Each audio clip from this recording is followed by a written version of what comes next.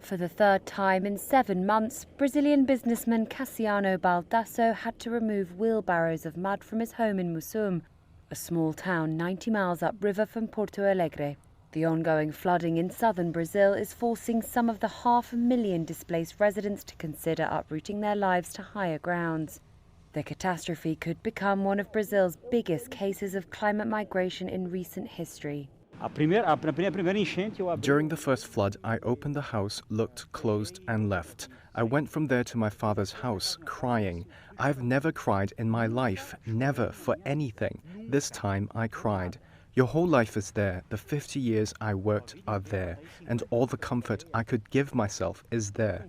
Then you see things going downhill. Baldasso had already saved his family in September by climbing onto the roof of their 2-story house until they were rescued by the fire brigade in the middle of the night. He says he has had enough. The mayor of Mussum said the town's 5,000 residents will have to relocate. His office is planning to rebuild 40% of the town elsewhere. Researchers estimated that nearly 1,500 square miles of land were flooded. That's more than the urban footprint of the Washington, D.C. metro area. The record devastation in Rio Grande do Sul follows floods in the second half of last year. Many of the 538,000 people now displaced from their homes have to consider more extreme adaptations.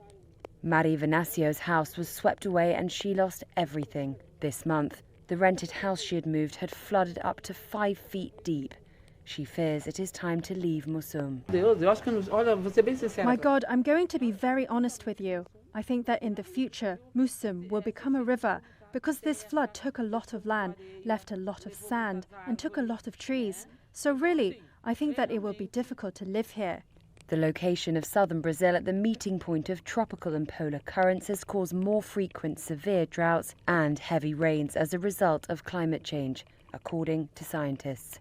Environmental experts warn that certain towns in the state have no choice but to move entire neighborhoods to different locations. Governor Eduardo Leite has said initial calculations show Rio Grande do Sul will need at least $3.7 billion to